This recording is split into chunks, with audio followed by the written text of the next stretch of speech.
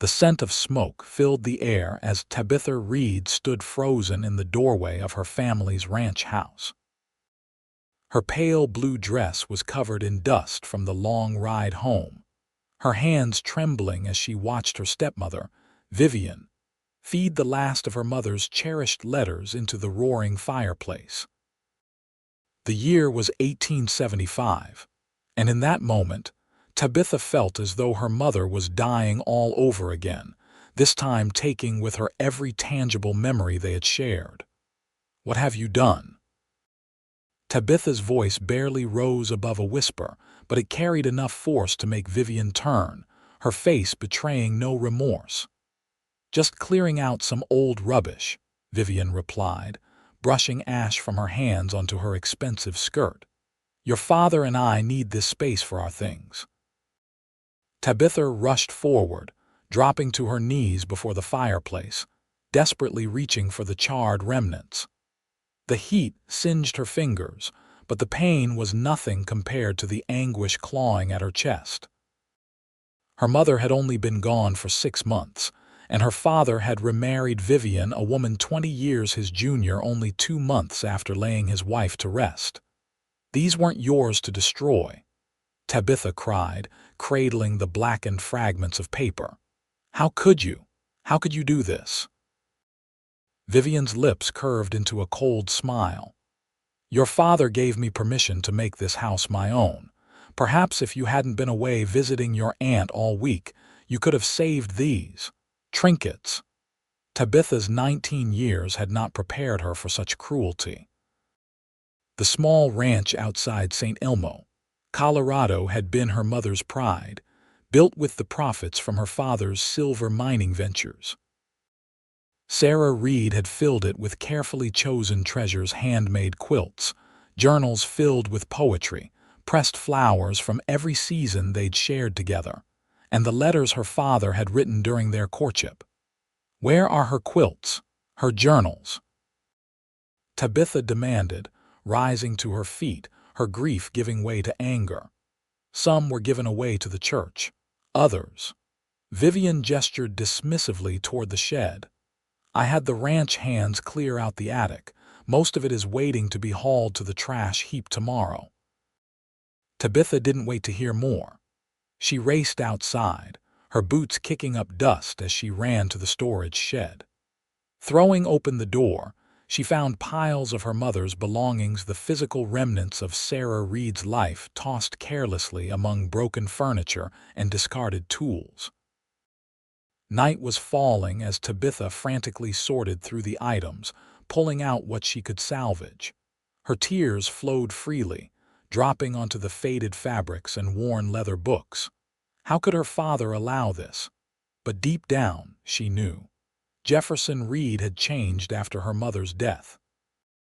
The once loving man had retreated into himself, finding solace in whiskey and eventually in the arms of Vivian Crawford, the widow who'd set her sights on him and his money. "Miss Reed," the deep voice startled her. Tabitha turned to find a tall figure silhouetted in the doorway, hat in hand. "I don't mean to intrude," he said, stepping into the lantern light. "I saw you running out here and thought something might be wrong." Zachary Adams was new to their ranch, hired just a month before while Tabitha was staying with her aunt in Denver. She'd only met him briefly upon her return earlier that day, noting his quiet confidence as he tipped his hat to her when she rode in. "My stepmother," Tabitha began, her voice breaking. "She's thrown away my mother's things, burned her letters." She gestured helplessly at the piles around her. "Everything that's left of her is here, destined for the trash heap." Zachary removed his hat, revealing dark hair that curled slightly at the edges. His eyes, a deep green that reminded Tabitha of the pines on the mountainside, assessed the situation quickly. "This ain't right," he said simply. "These are your memories." "Yes," Tabitha whispered, grateful for his understanding. Zachary glanced over his shoulder toward the main house, then back at Tabitha. "I've got a wagon. We could load up what means most to you, take it somewhere safe before morning. Where would we take it?" Tabitha asked, hope flickering for the first time since discovering Vivian's destruction. I've got a small cabin about 2 miles east of here, Zachary replied. It's not much, but it's dry and secure. Your things would be safe there until you decide what to do with them. Tabitha studied him. Zachary Adams couldn't be much older than her own 25 years, but there was a steadiness to him that seemed rare in men so young. His hands were calloused from hard work, his face tanned from long days under the Colorado sun. Something about his straightforward manner made her trust him. "Why would you help me?" she asked. "You barely know me." A shadow of a smile crossed his face. "My ma passed when I was 14. Pa sold or gave away near everything she owned within a week, said the memories were too painful." He shook his head. "I've regretted not saving something of hers ever since." Tabitha nodded, understanding flowing between them. "I would be grateful for your help, Mr. Adams." "Zach," he corrected. "If we're going to be sneaking around in the dark rescuing family heirlooms, might as well use my given name." For the first time that day, Tabitha felt the smallest smile tug at her lips. "Tabitha," she offered in return. They worked quietly but quickly, Zachary helping her sort through the jumbled items. Her mother's quilts, sewn with scraps from family clothing over the years, were carefully folded. A wooden box containing her jewelry, nothing expensive, but pieces with stories behind them, was secured. Her mother's writing desk, small enough to be portable but large enough to hold her remaining journals and papers, was set aside. "We'll need to wait until the house is quiet," Zachary whispered as they organized. "Your father and Mrs. Reed usually retire around 9, based on what I've seen." Tabitha nodded, trying not to think about her father and Vivian together in her parents' old bedroom. "The ranch hands?" she asked. "Most are in town tonight. Saturday night entertainments," Zachary explained with a slight blush. "The foreman, Miller, is visiting his sister's family in Bear Creek. It'll just be old Sam keeping watch, and he's usually asleep by 8. True to Zachary's prediction, the ranch grew quiet as night fully descended. They waited an extra hour to be certain, then Zachary slipped away to bring his wagon around, careful to muffle the horses' hooves with cloth. The loading took nearly 2 hours, each item handled with care to prevent noise. Tabitha felt like a thief in her own home, but reminded herself that these were rightfully hers, the last connections to her mother. "I should come with you," she decided as they secured the last bundle. To help arrange everything properly, Zachary's brow furrowed. "They'll notice you're gone by morning." "I don't care," Tabitha said, lifting her chin. "These are my mother's things. I need to see them safely stored." After a moment's hesitation, Zachary nodded. "We'll need to be back before first light then." The night was clear, stars blazing in the Colorado sky as they slowly made their way along the trail. Zachary kept the pace deliberately unhurried, mindful of the precious cargo and the rough terrain.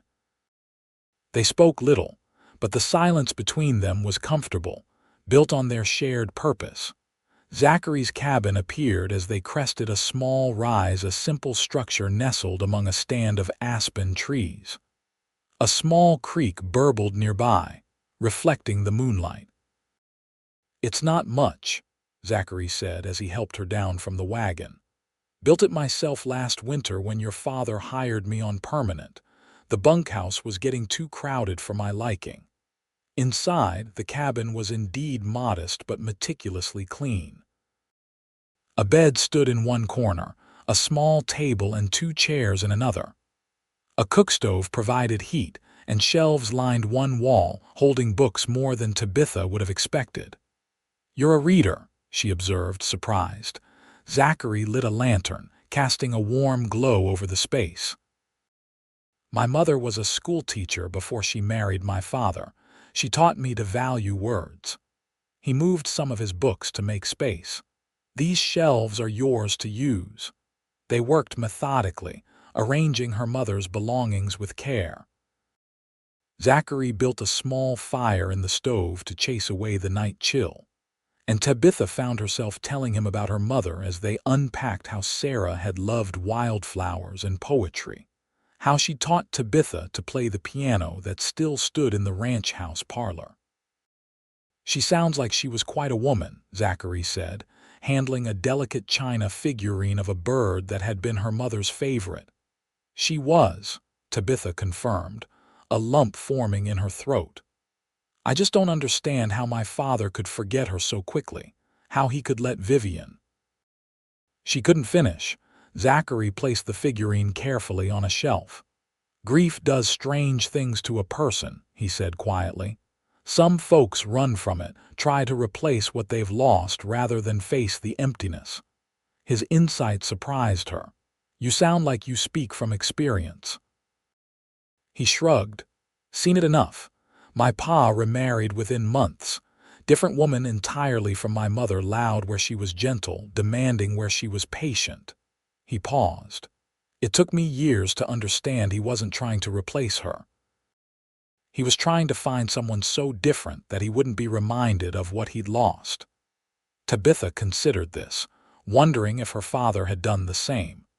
Vivian was indeed nothing like her mother, calculating where Sarah had been sincere, cold where she had been warm. "That doesn't excuse what she did," Tabitha said firmly. "No," Zachary agreed. "It doesn't." They continued working until nearly everything was arranged. Only then did Tabitha allow herself to truly look around and realize the intimacy of their situation. She was alone in a man's cabin in the middle of the night, miles from the ranch. If anyone discovered this, her reputation would be ruined. Yet somehow, with Zachary, she felt safer than she had in her own home since Vivian's arrival. "We should head back," Zachary said, seeming to read her thoughts. "Dawn's not far off." The return journey was even quieter, both of them tired but satisfied with their night's work. As they approached the ranch, the eastern sky was just beginning to lighten. "Thank you," Tabitha said as Zachary helped her down from the wagon near the house. "I don't know how I can ever repay you for this kindness." "No need," he replied, his voice soft in the pre-dawn stillness. "I'm glad I could help." Their eyes met, and something passed between them, an understanding, a connection forged in their shared secret. "I should go check on the horses in the south pasture," Zachary said, breaking the moment. "If anyone asks, that's where I've been since before dawn." Tabitha nodded. "I'll say I couldn't sleep and went for an early walk." They parted ways, Tabitha slipping back into the house as quietly as she had left it. Her room was untouched, the bed still made from the previous morning. She quickly changed her dress, splashed water on her face, and prepared to face whatever consequences the new day might bring. But as she sat by her window, watching the sun rise over the mountains, she felt a sense of victory. Her mother's memory lived on in the treasures they had saved, safely hidden away in Zachary Adams's cabin. And in helping her, the quiet cowboy had shown her that not all men were like her father. Some still understood the value of memories, of honoring those we've lost. What she couldn't know as she sat there was that this night was just the beginning, that the bonds formed in secret would grow in ways neither of them could imagine, challenging not only Vivian's cruelty, but the very foundations of life as they knew it in St. Elmo. The days that followed were tense at the Reed Ranch. Vivian's fury upon discovering the missing items was a sight to behold. She stormed through the house, demanding to know what had happened to the trash she'd set aside. Jefferson Reed, as had become his custom, merely poured another whiskey and retreated to his study, leaving his daughter to weather his wife's wrath alone. "You had something to do with this, didn't you?" Vivian accused, cornering Tabitha in the kitchen. Tabitha kept her expression neutral as she continued kneading bread dough. "I don't know what you mean, Vivian. Don't play innocent with me, girl. Those things were set to be hauled away, and now they're gone. Vivian's perfectly arranged blonde curls shook with her anger. Those worthless old quilts, those ridiculous little figurines, where are they? Perhaps you should ask the ranch hands, Tabitha suggested, her hands working steadily despite her racing heart. Weren't they the ones you instructed to clear out my mother's belongings? Vivian's eyes narrowed. I've already questioned them. None claim to know anything about it. Then perhaps it's a mystery that will remain unsolved. Tabitha shaped the dough into a loaf, refusing to meet her stepmother's gaze. This isn't over, Vivian warned, leaning closer. Your father indulges your sentimentality now, but he won't always. This is my home now, and the sooner you accept that, the better. After Vivian left, Tabitha allowed herself a small, secret smile. The woman could threaten all she wanted, but she wouldn't find what she was looking for. The ranch hands had indeed all denied knowledge of the missing items, including Zachary, who Tabitha had observed being questioned from a distance. His face a mask of polite confusion that had almost made her laugh out loud. Over the next 2 weeks, Tabitha found reasons to visit Zachary's cabin, always with plausible excuses should anyone question her absences. She was gathering wildflowers for the table. She was sketching the mountain vistas as her mother had taught her. She was simply going for long walks to clear her head. In truth, she was organizing her mother's belongings, reading through journals she'd saved, and increasingly spending time with Zachary himself. Their conversations flowed easily as they worked, and Tabitha discovered a depth to the cowboy that surprised and intrigued her. Zachary had grown up on a struggling cattle ranch in Wyoming, the oldest of 4 children. His father had lost the ranch after his mother's death, unable to manage both the work and his grief. Zachary had taken responsibility for his siblings until they were grown or married, working whatever jobs he could find. He'd educated himself through books, maintaining his mother's respect for learning even as life forced him into hard physical labor. "I've been saving," he told her one afternoon as they sat outside his cabin. "Not just wages, but investing some in small mining ventures. Nothing like your father's operations, but enough to give me a stake." "A stake for what?" Tabitha asked, genuinely curious. Zachary gazed out at the mountains. "My own place someday. Nothing grand, just enough land to run some cattle, build a proper house." He smiled slightly. "Maybe even plant an apple orchard. My mother always loved apple blossoms in the spring." Tabitha found herself watching his profile, noting the determination in his jaw, the quiet confidence in his posture. He wasn't like the other cowboys who worked for her father, men who spent their pay on whiskey and cards, who thought no further than their next job or their next pleasure. "That sounds wonderful," she said softly. Zachary turned to look at her, and something in his gaze made her heart beat faster. "What about you? What do you dream of, Tabitha Reed?" The question caught her off guard. Women in St. Elmo weren't often asked about their dreams. They were expected to marry, keep house, raise children, purposes that Tabitha had never questioned until this moment. I'm not sure," she admitted. "Before my mother died, I thought I might teach music someday. She arranged for me to have piano lessons in Denver, and I loved it." She plucked a stem of grass, twirling it between her fingers. "But now, with Vivian in our home, with everything changed. I mostly dream of having a place where I feel I belong again."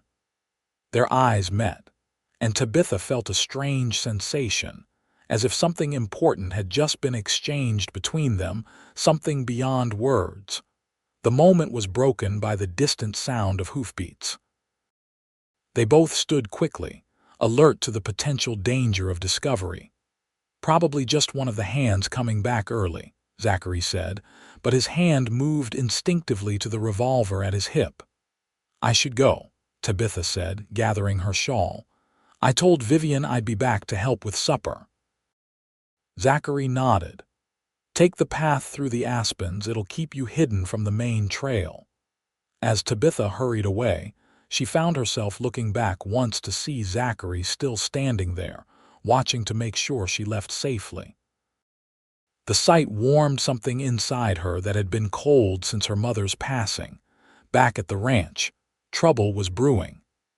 Tabitha entered the kitchen to find Vivian in conversation with Thomas Miller, her father's foreman.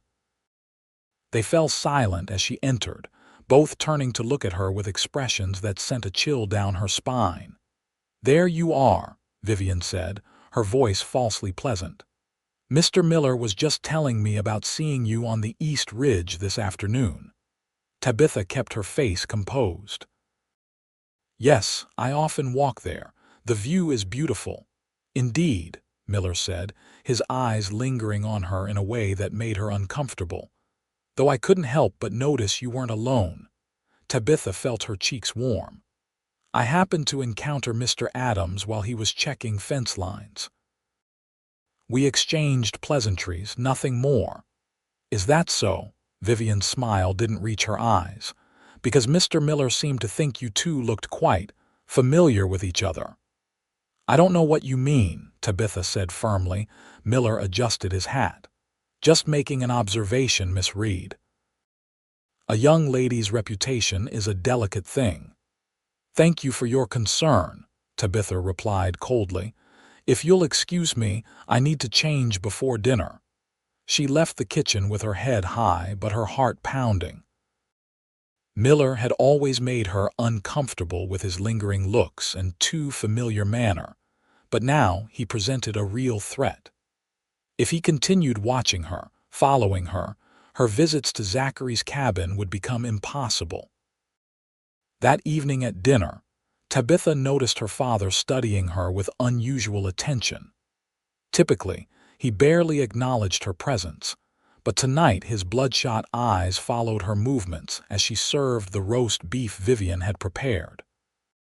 "You've been going for a lot of walks lately," he observed, his words slightly slurred from the whiskey he'd been drinking since before the meal. "Fresh air is good for the constitution," Tabitha replied evenly. "And what about Adams? Is he good for your constitution too?"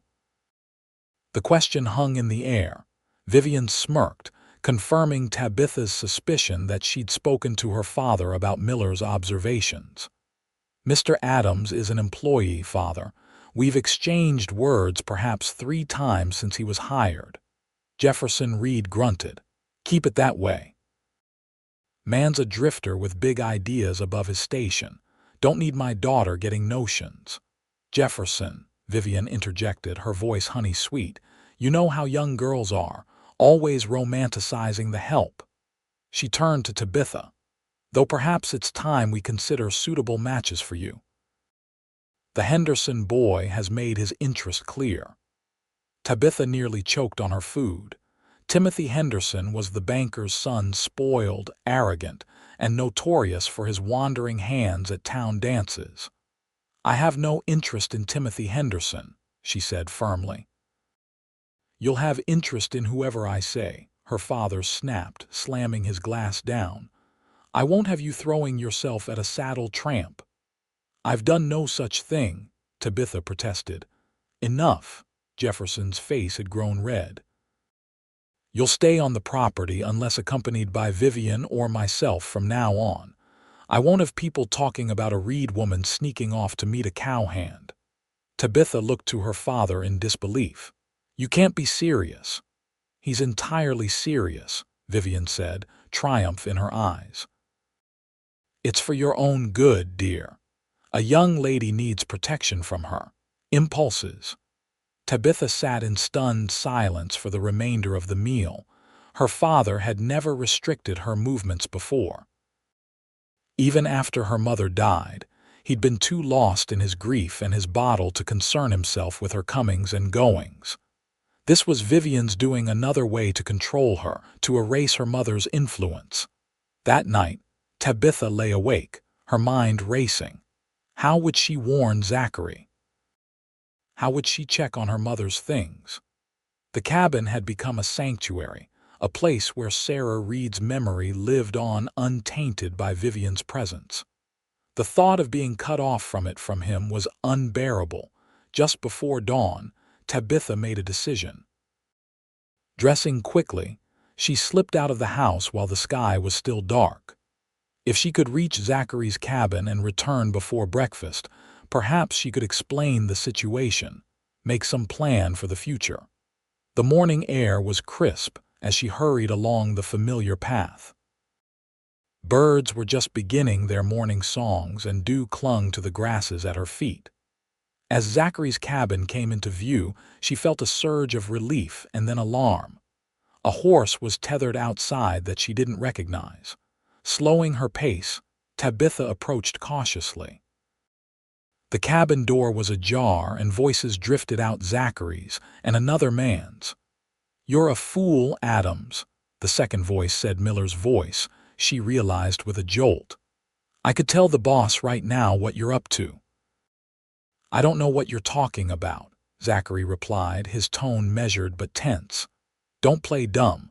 I followed Miss Reed here yesterday, saw you two looking mighty cozy, and what's all this?" Miller's voice grew louder as if he was moving around the cabin. "Women's things. Looks like you've been setting up house together." "Those belong to Miss Reed's mother," Zachary said.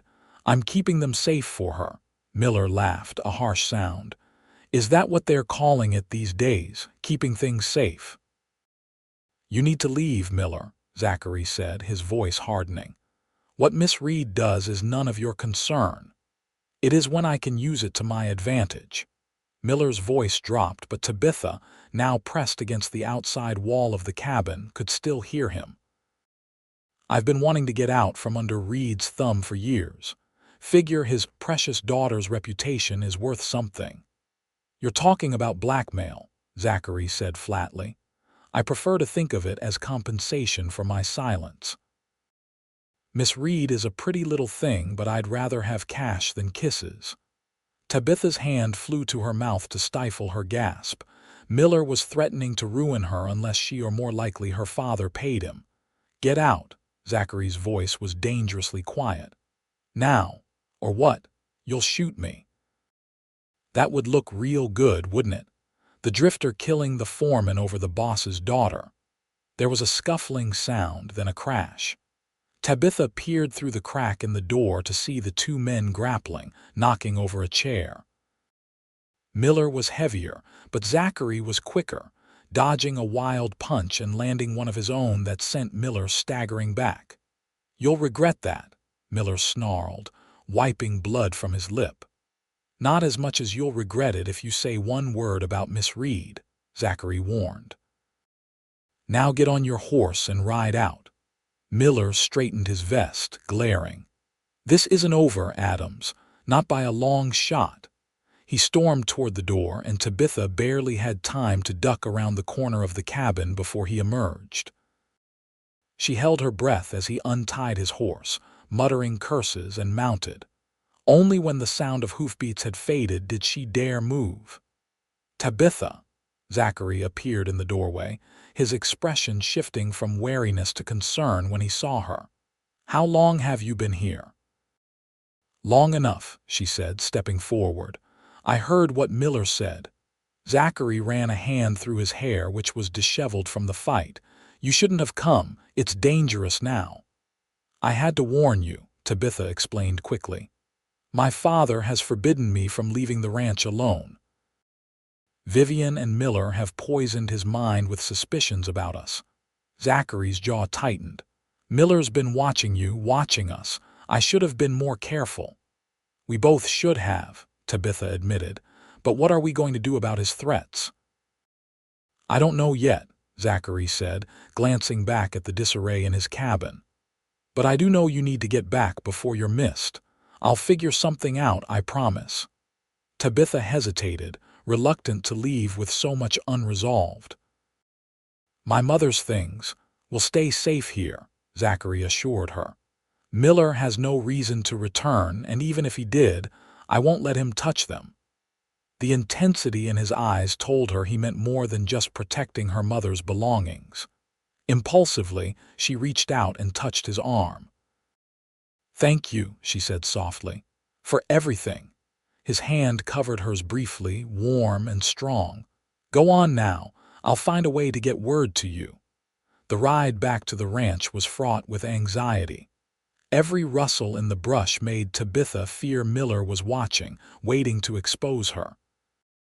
She made it back just as the household was stirring, slipping in through the kitchen door where Rosa, their cook, was already starting breakfast.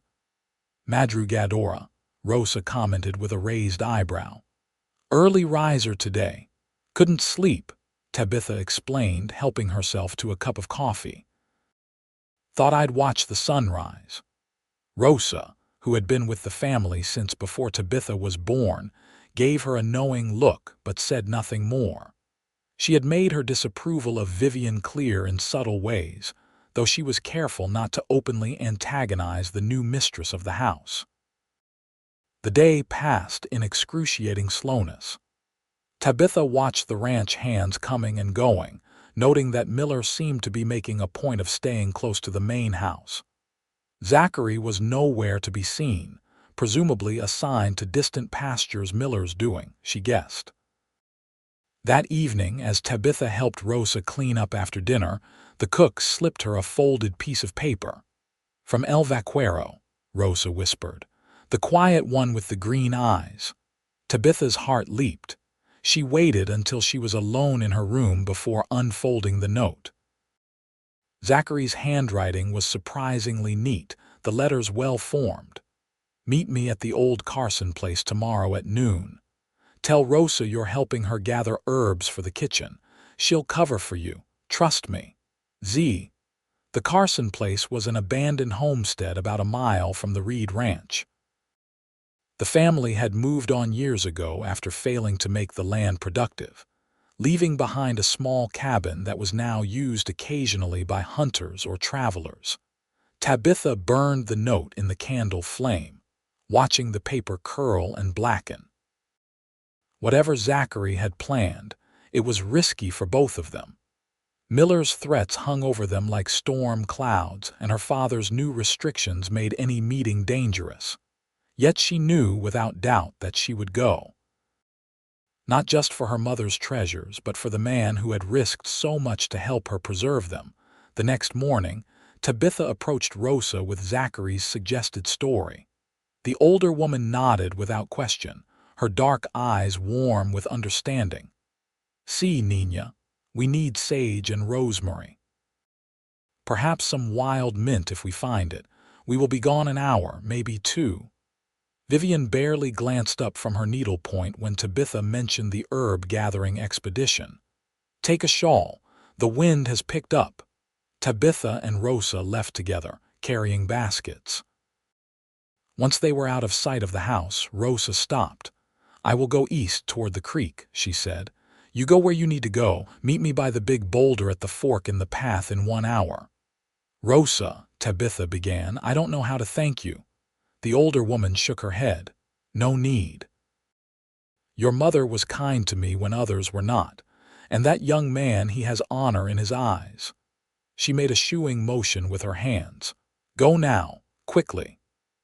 Tabitha hurried toward the Carson place, keeping to the tree line where possible to avoid being seen. The abandoned cabin came into view, smoke rising from its chimney. Zachary was already there. He opened the door before she could knock, ushering her inside quickly. The cabin was dusty but had been recently swept, a small fire burning in the hearth. "Thank you for coming," he said, his relief evident. "I wasn't sure if you'd get my message." "Rosa made sure of it," Tabitha replied. "What's happened? Have you spoken to Miller again?" Zachary's expression darkened. "He came to me this morning with his price.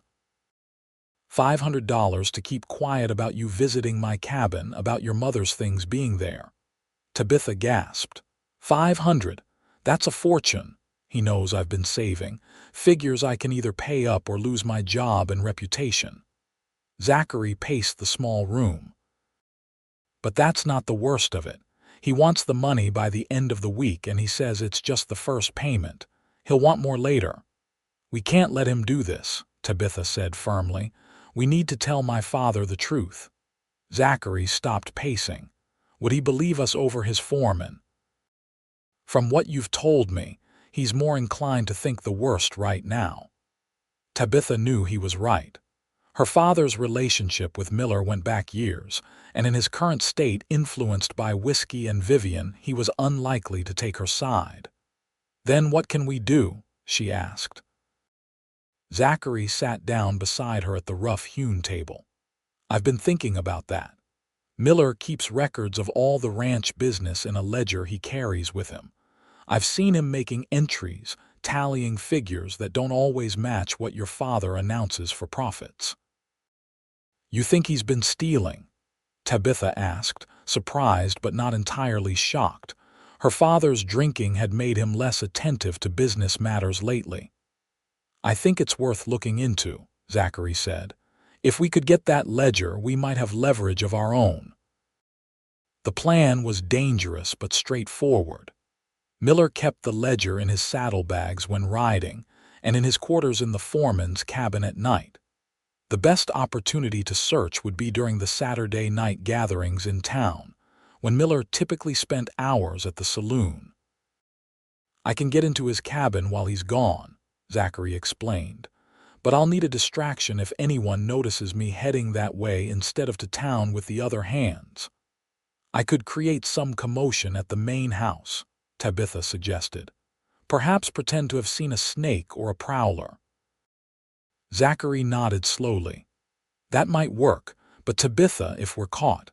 I know, she said quietly, but I can't live like this, watched, constrained, with Vivian destroying everything my mother built, and I won't let Miller blackmail you because you helped me. Their eyes met across the table, and suddenly the small space seemed charged with something Tabitha hadn't fully acknowledged until now. Zachary reached out, his fingers just brushing hers. There's another option, he said, his voice low. We could leave. Take your mother's things and go somewhere new. I have enough saved for a fresh start. The offer stunned her. Leave, you mean? Together? I know it's sudden, Zachary said quickly. And I know a cowboy with nothing but a small cabin and some savings isn't what someone like you would typically consider. But I care for you, Tabitha, more than I should, given our stations.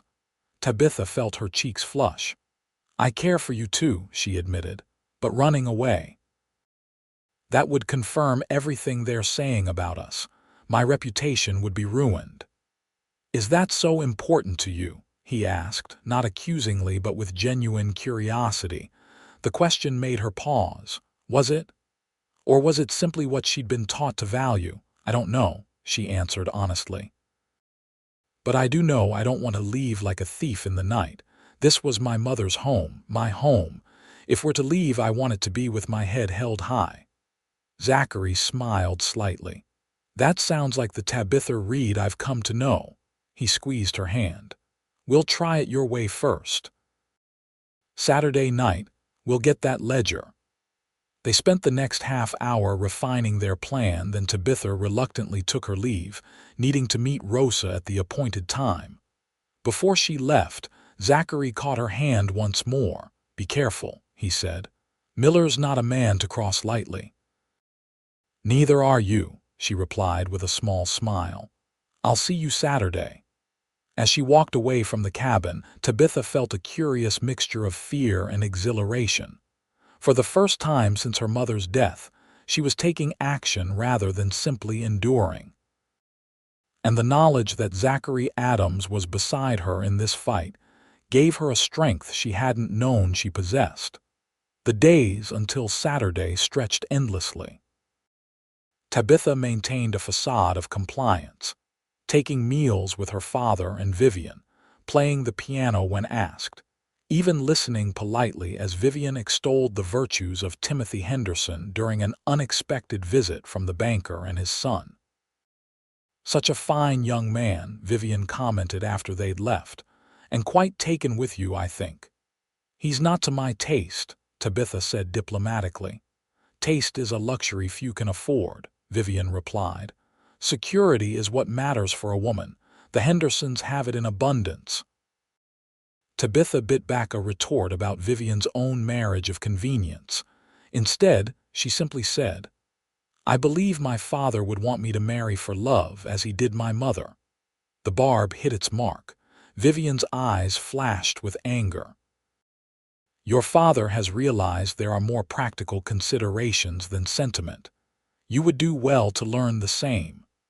Saturday finally arrived, bringing with it a nervous energy that Tabitha struggled to conceal. She watched from her window as the ranch hands, including Miller, rode out in the late afternoon, headed for town. Zachary remained behind, ostensibly to keep watch over the property. Dinner that evening was a quiet affair. Jefferson Reed had gone to town for a meeting with business associates, which Tabitha knew meant an evening at the saloon. Vivian ate quickly, then announced she was retiring early with a headache. Will you need anything? Tabitha asked, feigning concern. Just silence, Vivian replied shortly. Don't play that piano tonight. The noise travels right up to my room. Of course, Tabitha agreed, secretly pleased. Vivian's early retirement would make their plan easier to execute. At 9 o'clock, Tabitha positioned herself near the kitchen door, watching for Zachary's signal. A lamp flashed twice from the edge of the yard. When it came, she put her plan into motion, throwing open the door and screaming loudly, Snake! There's a huge snake on the porch. As expected, Rosa came running from her quarters and Vivian appeared at the top of the stairs, her face a mask of irritation. What in heaven's name are you shrieking about? She demanded. A rattlesnake, Tabitha gasped, pointing to the darkened porch. It was right there, near the steps. I nearly stepped on it. Rosa crossed herself, peering cautiously out the door. Where did it go, Nina? I don't know, Tabitha said, allowing her voice to tremble. It slithered off that way toward the garden. It was enormous. For goodness sake, Vivian snapped. It's probably long gone by now. Rosa, take a lantern and check the area. Tabitha, stop making such a fuss over nothing. As Rosa moved outside with a lantern, Tabitha watched surreptitiously, knowing that anyone observing from the bunkhouse or the surrounding buildings would be focused on the commotion at the main house. Zachary would be making his way to Miller's cabin now, using the distraction she'd created. The search for the non-existent snake continued for nearly 20 minutes, with Rosa dutifully checking every corner of the garden and porch. Vivian eventually retreated to her bedroom with a final admonishment about hysterical behavior. When Rosa finally declared the area safe, Tabitha thanked her profusely, then retired to her own room to wait. The plan was for Zachary to signal his success or failure with the same lamp, 3 flashes for success, 1 for danger. Time crawled by. Tabitha sat by her window, watching the darkness, straining for any sign of movement. 10 o'clock passed, then 11. Worry began to gnaw at her. Had something gone wrong?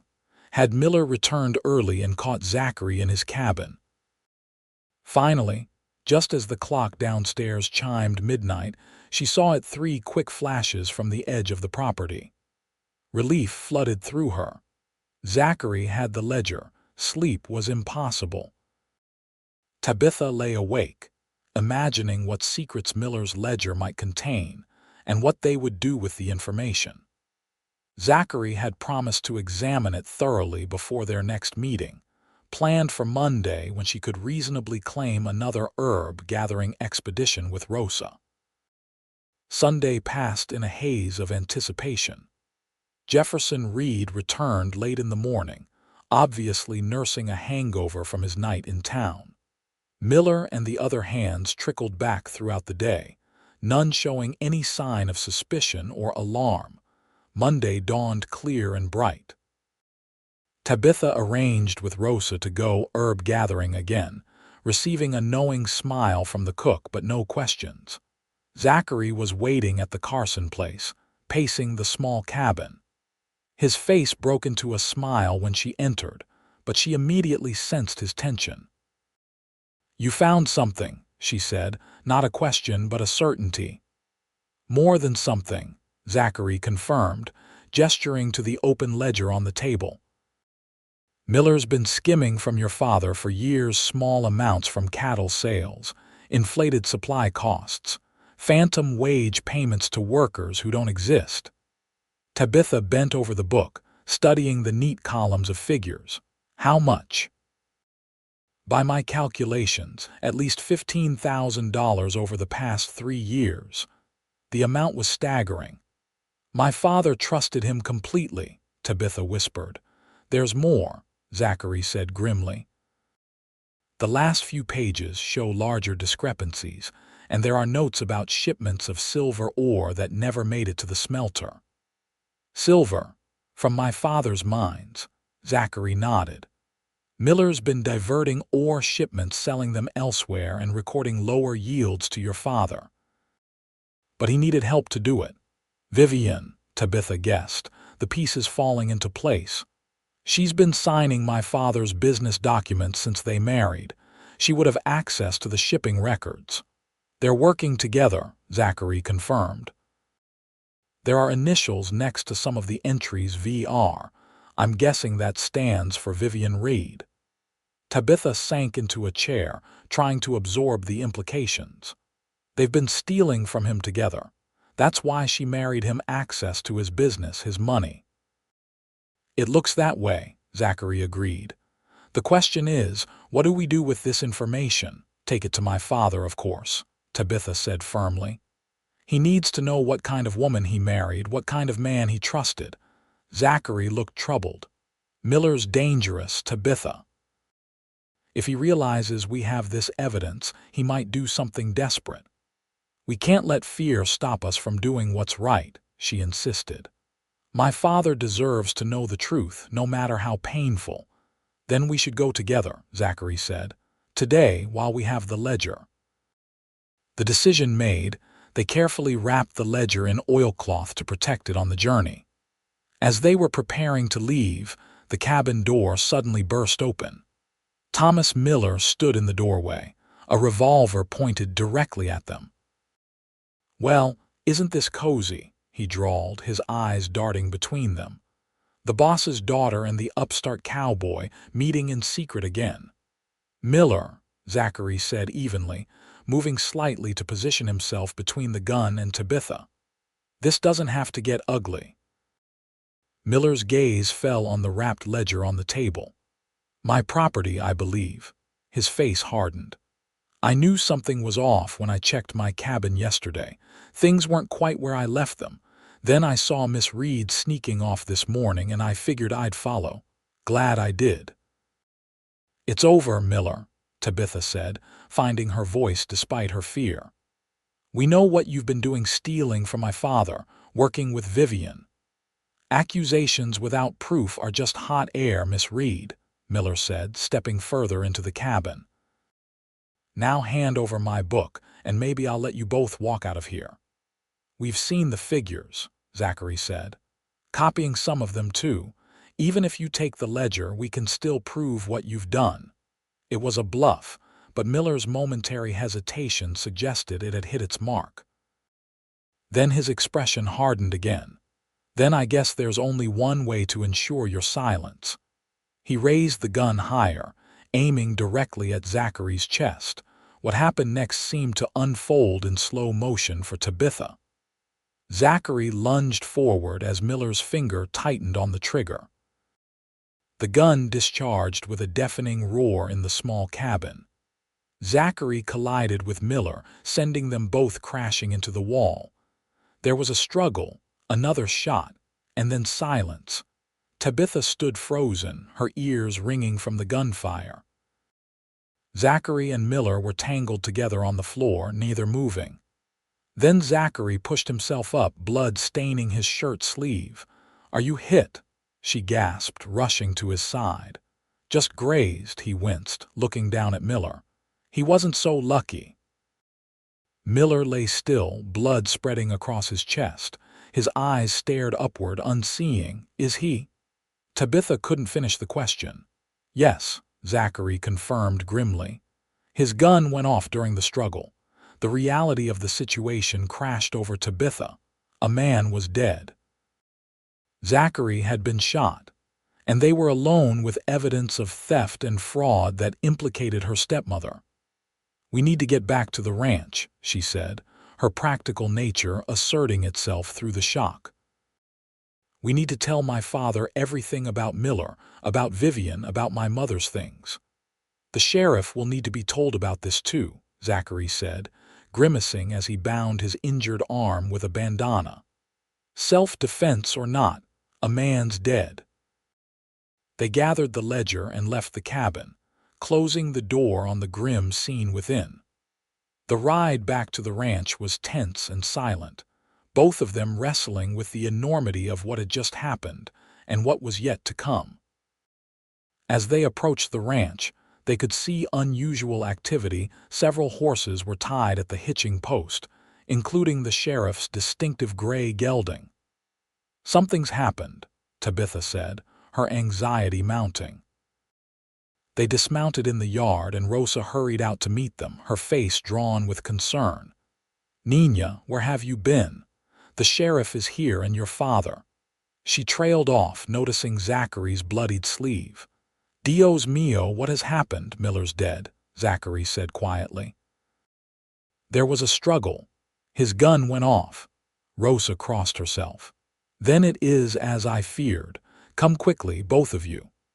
They followed her into the house to find Sheriff Donovan standing in the parlor with two deputies.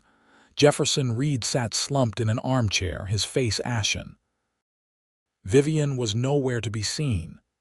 "Tabitha," her father said, looking up as she entered. His eyes were clearer than she had seen them in months. "Thank God you're safe." "Father, what's happening?" Tabitha asked, looking between him and the sheriff. Sheriff Donovan stepped forward, his weathered face grave. "Miss Reed, I'm afraid we've had some trouble. Your stepmother has been arrested for conspiracy and theft." "Arrested?" Tabitha echoed, though the news was less surprising after what they'd discovered. "A telegram came from Denver this morning," the sheriff explained. "She's been wanted there for some time, worked similar schemes with other men before your father. When we came to question her, we found her packing to leave. She had quite a sum of money and some of your family's valuables with her." Jefferson Reed looked broken. "She's been stealing from me from the beginning, using my grief, my weakness, to rob me blind." He looked at his daughter with eyes full of regret. "I'm sorry, Tabitha, I've been a fool." "It wasn't just her," Tabitha said softly, stepping forward with the ledger. "Miller was working with her. That's why he's dead. He caught us with this evidence and tried to kill us." The sheriff took the ledger, flipping through its pages with a frown.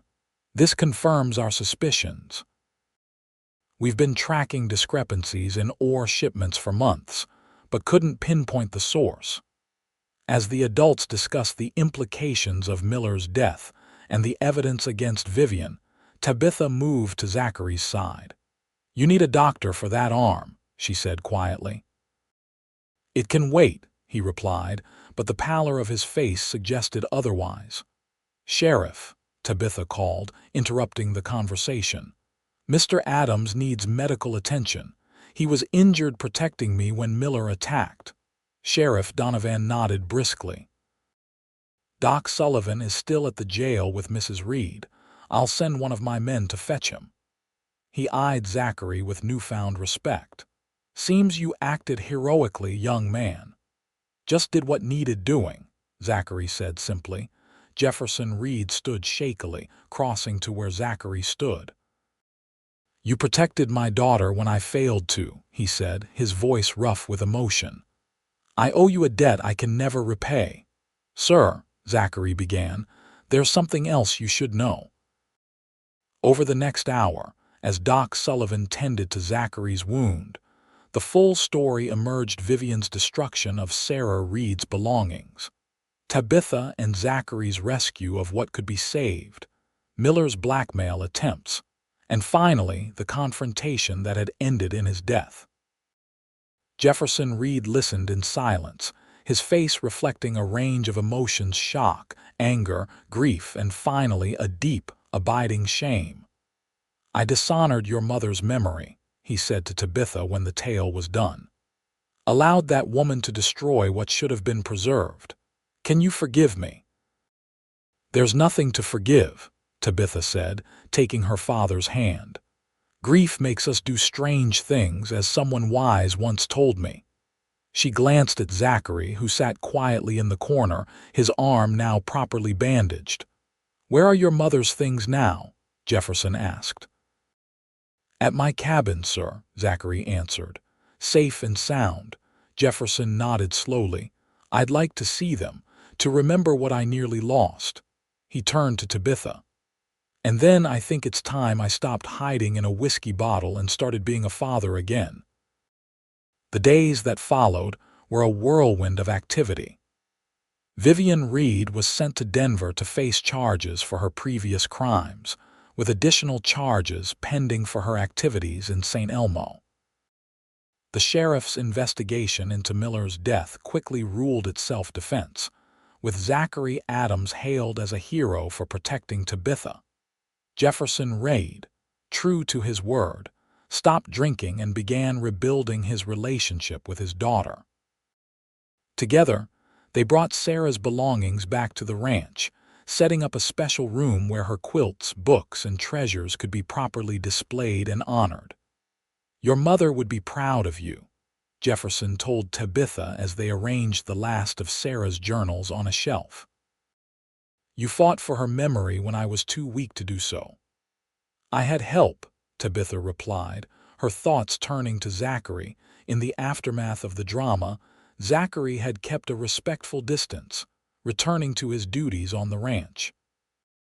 But Tabitha had seen him watching her from afar, his green eyes thoughtful, his expression unreadable. One evening, about 2 weeks after Miller's death, Tabitha found her father sitting in his study, examining a stack of papers.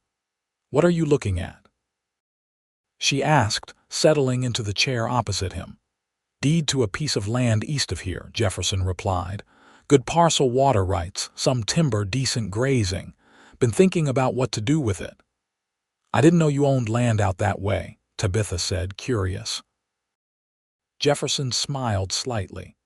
"Been holding on to it for years as an investment, but now I'm thinking it might make a fine wedding gift." Tabitha's brow furrowed. "Wedding gift for whom?" "For you," her father said simply, "if you'll have him." "Have who?" Tabitha asked, though her heart had already begun to race. "Adams. The young man's spoken to me about his intentions, says he loves you, wants to build a life with you." Jefferson set down the papers. "Told me about his dreams for a place of his own, maybe an orchard. Said he knows he's not of our social standing, but he'd work every day to make you happy." Tabitha sat in stunned silence, emotions washing over her in waves. What did you tell him?" she finally managed. "Told him that any man who would risk his life to protect my daughter and preserve her mother's memory was exactly the kind of man I'd want for her," Jefferson replied. "And that social standing means a damn sight less to me now than it once did." He paused. "But I also told him the choice was yours, as it should be." "Where is he now?" Tabitha asked, rising from her chair. Jefferson smiled. "Said something about checking fences near the East Creek. Might have suggested he take his time out there, enjoy the sunset." Tabitha didn't need more encouragement. She quickly kissed her father's cheek and hurried from the room, pausing only to grab her shawl before heading to the stables. The sun was indeed setting as she rode toward the East Creek, painting the Colorado sky in brilliant hues of orange and pink. She spotted Zachary's horse first, then the man himself, standing on a rise overlooking the water. He turned at the sound of her approach, his face lighting up when he recognized her. "Tabitha," he said as she dismounted. I wasn't expecting you out here." "My father told me you spoke with him," she said directly, seeing no reason for pretense between them. Zachary nodded, looking slightly abashed. "I did. Probably should have talked to you first, but you wanted to do things properly," she finished for him, stepping closer. "That's who you are. And what did your father tell you?" Zachary asked, a hint of nervousness in his voice. "That you love me," Tabitha said softly. "That you want to build a life with me." "It's true," Zachary confirmed, his green eyes holding her steadily. "I know it happened fast and maybe under strange circumstances, but I've never been more certain of anything." Tabitha took another step toward him. "He also mentioned something about land as a wedding gift." Hope flared in Zachary's eyes. He did," she confirmed. "Which makes me think he expects an answer from me." "And what answer would that be?" Zachary asked, closing the remaining distance between them. In response, Tabitha stood on tiptoe and pressed her lips to his. The kiss was gentle at first, then deepened as Zachary's arms encircled her waist, drawing her closer. When they finally parted, both were breathless. "Is that a yes?" Zachary asked, a smile playing at his lips. "That's a yes," Tabitha confirmed. "I love you, Zachary Adams. You helped me save my mother's memory, and in doing so, you saved something in me too." Zachary touched her cheek gently. "You saved yourself, Tabitha Reed. I just had the privilege of watching." They were married that autumn, as the aspen trees turned gold and the mountains took on their first dusting of snow. The ceremony was held at the ranch, with Jefferson Reed proudly walking his daughter down the aisle. Rosa wept openly, declaring it was just as Sarah would have wanted. The newly deeded land became the foundation of their dreams. Zachary built a house with his own hands, a comfortable home with wide windows to capture the mountain views and plenty of shelves for books and treasures. True to his word, he planted an apple orchard that first spring, the young trees standing like promises of the future they would build together. Sarah Reed's belongings found pride of place in their new home. Her quilts adorned their bed and the backs of chairs. Her figurines and keepsakes were displayed in a special cabinet Zachary crafted. And her journals became bedtime reading as Tabitha shared her mother's thoughts and dreams with her husband. Jefferson Reed visited often, his health and spirit improving as he devoted himself to his business and to rebuilding his relationship with his daughter. He became a different man than the one who had retreated into grief and whiskey, stronger, more present, more like the father Tabitha remembered from before her mother's death. St. Elmo prospered as the silver mines continued to produce, and the Reed family's holdings expanded. Zachary proved to have a good head for business as well as ranching, and Jefferson increasingly relied on his son-in-law's judgment and advice.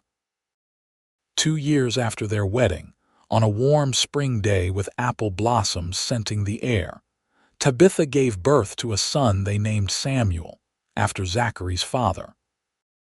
As she cradled the infant, Zachary beside her on the bed, she felt a sense of completion, as if a circle had been drawn around the pain of the past, containing it and transforming it into something beautiful. "I wish my mother could have seen him," Tabitha said softly, stroking the baby's downy head. "She sees," Zachary assured her, his arm around her shoulders. "And I think she'd be mighty proud of the woman her daughter became." Tabitha leaned into his embrace, surrounded by the home they had built, the family they had created, and the treasures they had saved. From the depths of loss had come a love and a life more fulfilling than she could have imagined in those dark days after her mother's death. And on a shelf nearby, carefully preserved and lovingly restored, sat a small china bird, her mother's favorite figurine, once destined for the trash heap, now watching over the next generation of the family Sarah Reed had loved so well. As the years passed, The Adams family flourished on their land east of St. Elmo. The apple orchard matured, producing sweet fruit that became known throughout the county. Zachary added cattle to their holdings, and Tabitha started a small but successful business selling preserves and baked goods made from their harvest. Samuel grew into a sturdy boy with his father's green eyes and his mother's determined spirit. When he was 4, he was joined by a sister they named Sarah, in honor of the grandmother she would never meet but whose presence was felt throughout their home. Jefferson Reed remained a constant in their lives, doting on his grandchildren and taking an active role in the family businesses.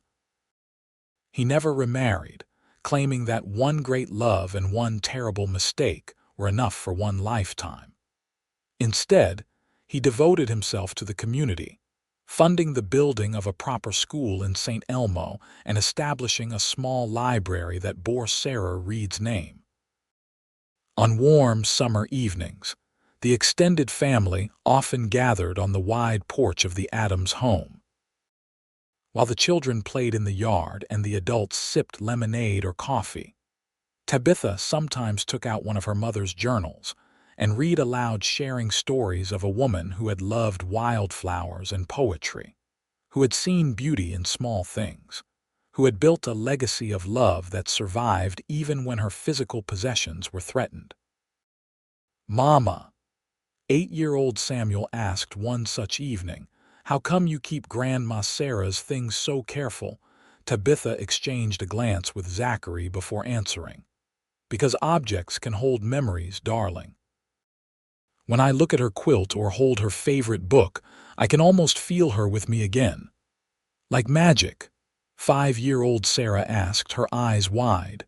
"Something like that," Zachary answered with a smile. "But the real magic is that your mama fought to save these things when someone tried to throw them away. And your papa helped," Tabitha added. "That's how we fell in love." The children, having heard versions of this story many times before, nodded solemnly. "And that's why we always take care of special things," Samuel declared with the certainty of a child repeating an important lesson. "That's right," Jefferson agreed from his rocking chair. "And special people, too."